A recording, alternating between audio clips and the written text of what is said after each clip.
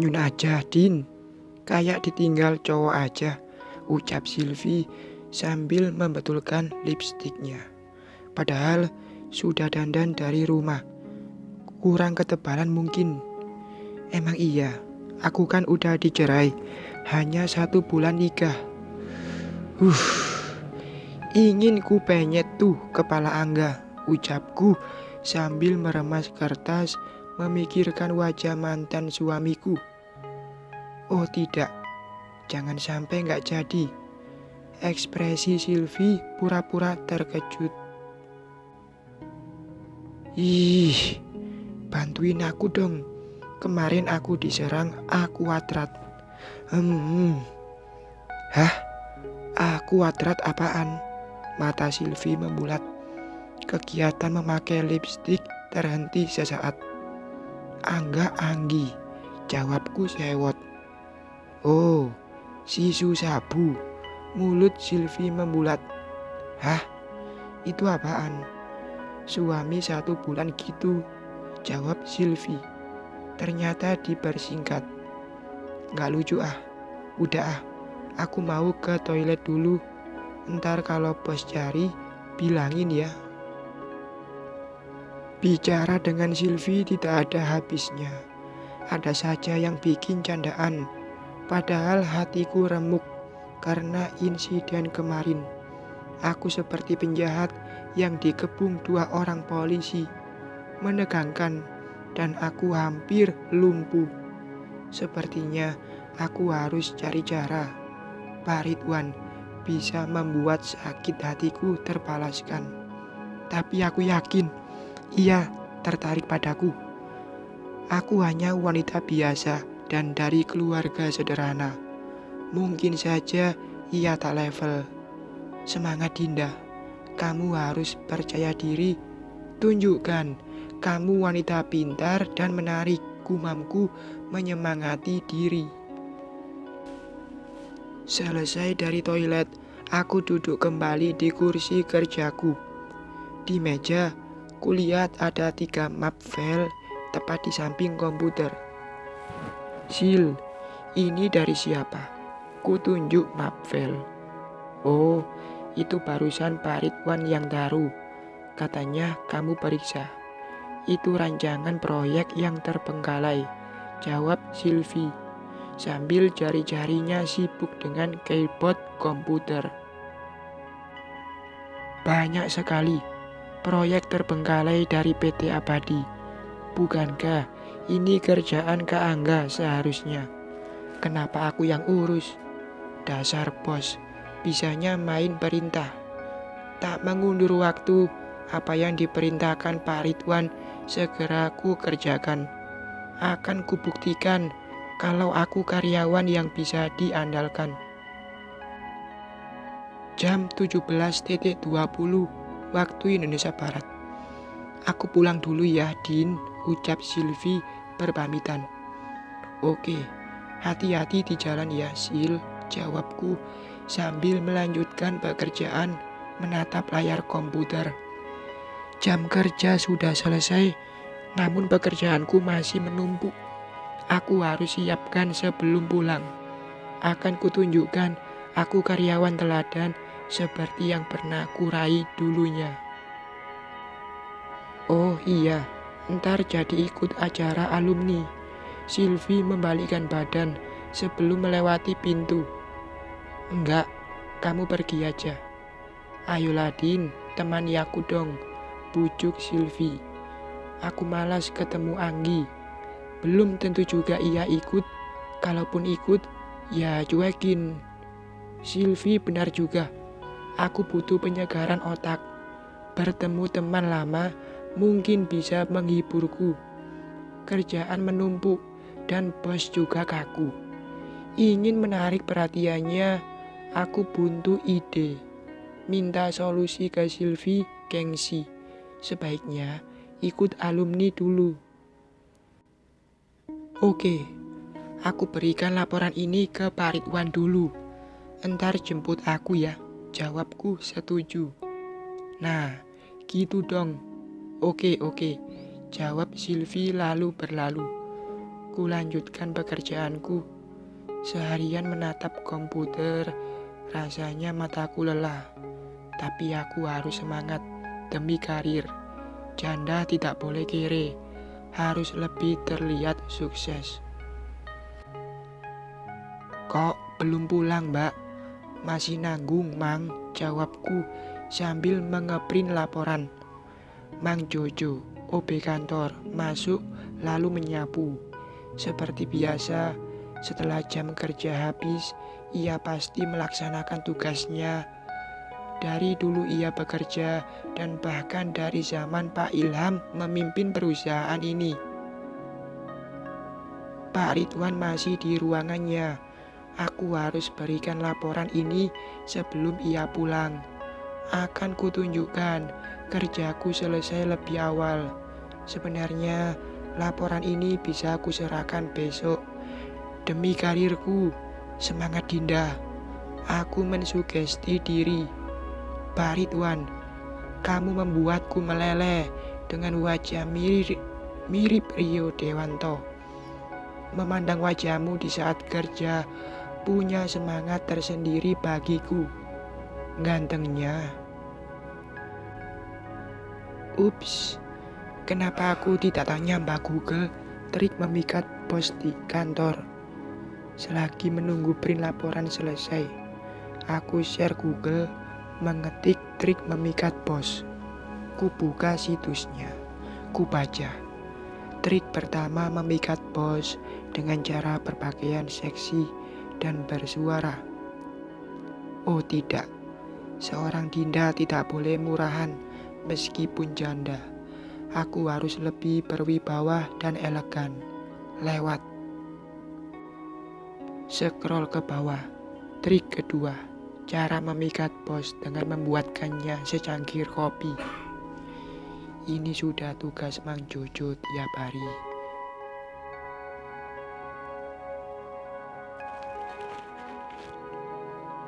Tidak mungkin juga aku menggantikan tugas OB. Lewat.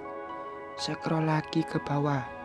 Trik ketiga, yaitu dengan pura-pura pusing agar diperhatikan. Yes, ini baru sesuai. Akan kulakukan saat menyerahkan laporan. Sepertinya ini trik mudah. Apa salahnya ku coba. Setelah selesai print laporan, aku menarik napas panjang dan mulai beraksi. Agak deg-degan. Maklumlah, aku tak pernah merayu lelaki. Ini semua demi membalas mantan suami dan mantan kakak iparku.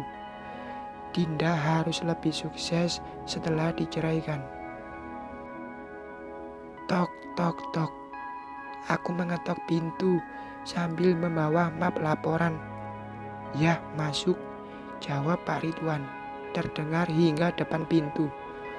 Ku tekan handle pintu, lalu menariknya hingga daun pintu terbuka. Lalu aku melangkah masuk. Ini laporan yang Bapak minta, ucapku meletakkan kertas map print laporan di meja Pak Ridwan. Oh, selesai hari ini, Pak Ridwan melihat print laporan itu. Iya Pak, selesai, jawabku pelan. Ais, Rio Dewanto, kenapa mirip sekali? Andaikan ada lomba mirip artis, Pak Ridwan pasti menang. Duduk, aku memandang artis idolaku. Bagus, aku suka kerjaanmu. Laporannya jelas dan rinci. Puji Pak Ridwan. Yes, aku berhasil. Pak Ridwan menyukai hasil kerjaku. Ya iyalah, Dinda. Aku kan pernah jadi karyawan teladan Pak Ilham dulu. Ada lagi, Pak? Cukup. Kalau begitu, saya permisi pulang, Pak. Oke, jawab Pak Ridwan. Aku bangkit dari duduk, lalu melangkah ke pintu. Waktunya beraksi. Aku harus pura-pura pusing untuk menarik perhatian Pak Ridwan. Hampir menggapai pintu, aku melangkah oleng seperti orang mabuk. Hampir sengaja ingin terjatuh. Secepatnya ku sandarkan tubuhku ke dinding. Lagian siapa juga yang ingin jatuh meskipun pura-pura menarik perhatian bos. Aduh, ku pegang kepalaku. Raut wajahku dibuat seperti orang pusing. Dinda, Pak Ridwan memanggilku. Lalu ia mengejar dan memegang kedua lenganku agar aku tak terjatuh. Oh Tuhan, kami berjarak sangat dekat. Wangi parfum yang sangat kusuka. Pasti parfumnya mahal dan dari luar negeri. Bos gitu loh. Kamu kenapa? Ayo duduk. Aku diarahkan duduk. Nggak tahu juga pak. Tiba-tiba kepalaku pusing. Jawabku masih memegang kepala. Kini aku sudah duduk. Kamu sudah makan? Tanya Pak Ridwan. Makan siang sudah pak. Oke, kamu duduk dulu di sini. Biarku. Tiba-tiba ponsel Pak Ridwan berbunyi. Ucapannya terhenti, lalu menerima telepon. Halo Pak, iya, oh itu. Sambil menerima telepon, Pak Ridwan keluar ruangan. Aku tetap duduk menunggu. Kalau aku keluar, bukan lagi pusing namanya.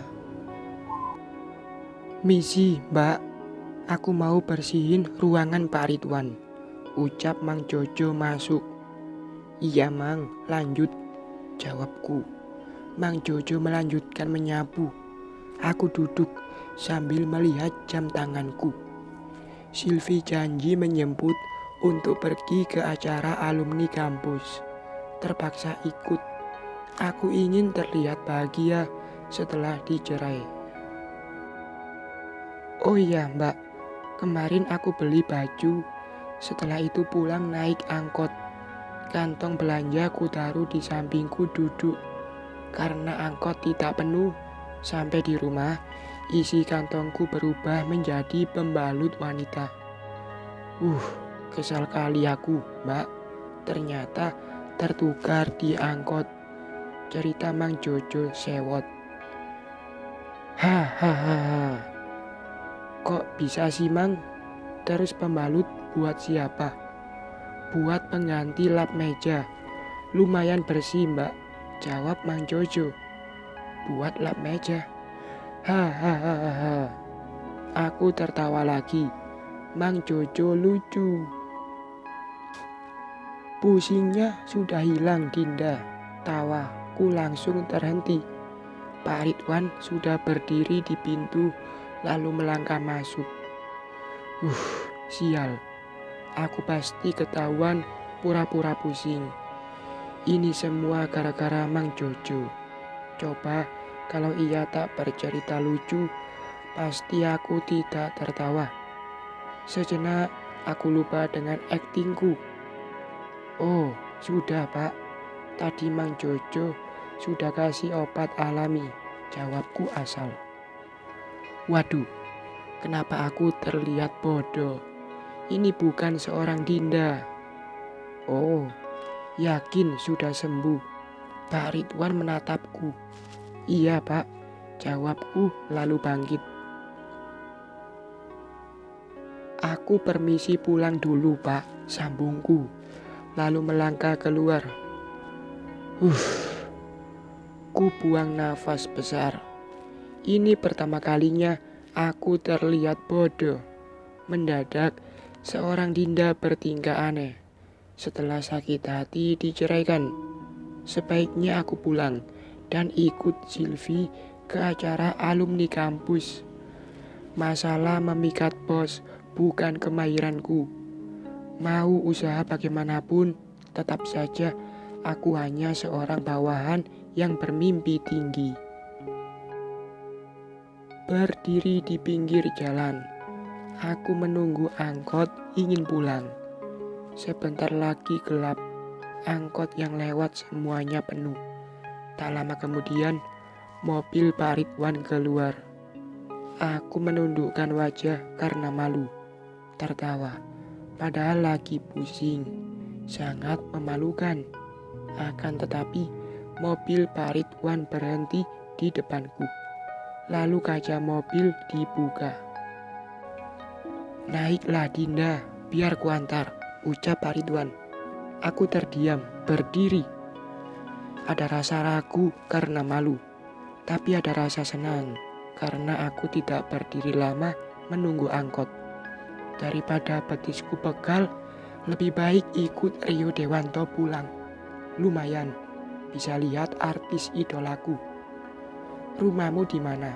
tanya Pak Ridwan sambil menyetir. "Tumben, tidak pakai sopir." "Di Jalan Juanda, Pak," jawabku pelan. Tak berani menatapnya lama-lama. Aku tak mau kelihatan bodoh. Lebih baik jadi diri sendiri. "Oh, aku boleh tanya masalah pribadi?" "Oh Tuhan, Pak Ridwan mau tahu urusan pribadiku." Mendadak jantungku loncat-loncat. Kira-kira Pak Ridwan mau tanya apa? Apa mungkin ia mau mengajakku kencan? Atau mengajakku nikah? Atau mau naikin gaji? Atau... Jangan menghayal Dinda, batinku berusaha sadar. Aku tidak boleh menghayal tinggi dan jadi aneh setelah perceraian. "Boleh Pak, Bapak mau tanya apa?" Ia tetap melihat ke depan, menyetir. Ekspresi wajahnya tidak berubah, kaku dan tidak memperlihatkan ketertarikan menatapku. Dugaanku pasti salah. "Kamu sudah punya anak?" "Ya ileh, jadi hanya menanyakan masalah aku sudah punya anak atau belum." Mendadak anganku buyar tak bersisa. "Belum Pak, aku hanya menikah 1 bulan saja," jawabku. Mungkin jawaban ini bisa memberitahu statusku. Jika berkenan, akan dijadikan istri bos. Mimpi. 1 bulan. Pak Ridwan melihatku sekilas, tapi tetap saja ekspresinya datar. Aku menganggukkan kepala. "Emangnya kenapa Pak?" tanyaku balik. Kok bosku kepo? "Enggak. Jika sudah punya anak, perusahaan akan menanggung biaya pendidikan anak untuk karyawan terpilih." "Oh itu, aku sudah tahu. Itu peraturan dari masa Pak Ilham. Makanya kerja di sini enak. Swasta tapi sedikit terjamin." "Oh gitu," jawabku tersenyum lebar. Kecewa. Untuk karyawan terpilih. Maksudnya, aku salah satu kategori karyawan terpilih. Aku berhasil. Secara tidak langsung, Pak Ridwan memuji kinerjaku. "Dinda, aku boleh nanya masalah pribadi Bapak?" Ku beranikan bertanya balik. "Apa?" tanyanya, melihatku sekilas.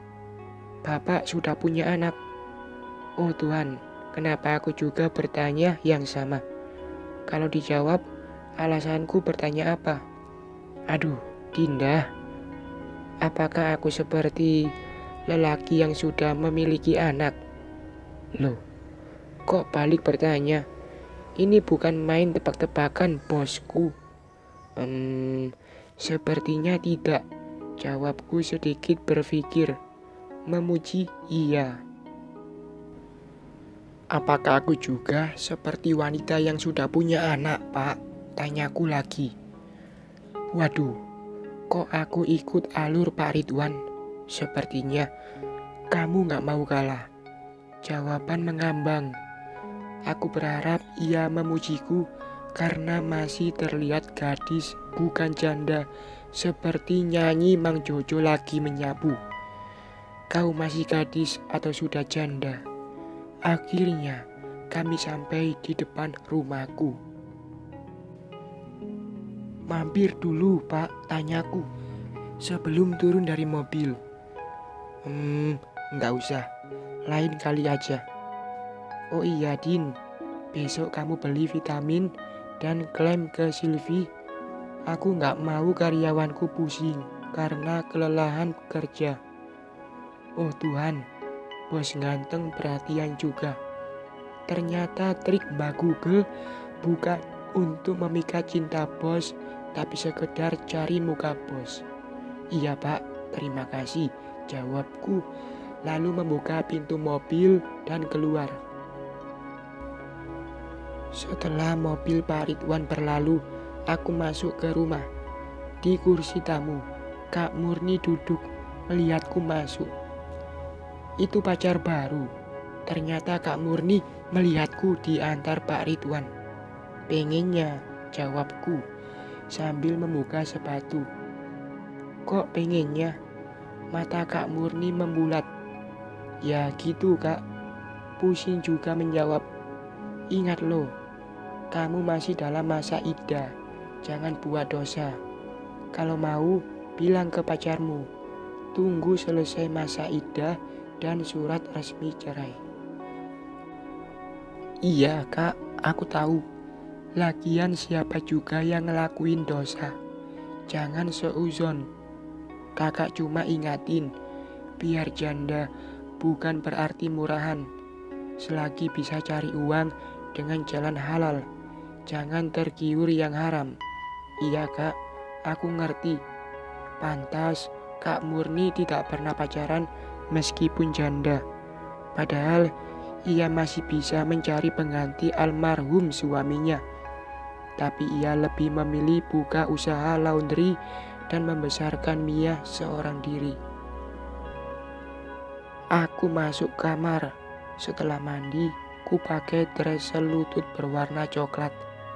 Sylvie sudah di jalan, ingin menjemputku ke acara reunian. Aku harus dandan cantik agar tidak terlihat susah dengan status janda, karena status janda dipandang rada sensitif. Catatanku, janda tidak boleh terlihat merana. Bersambung.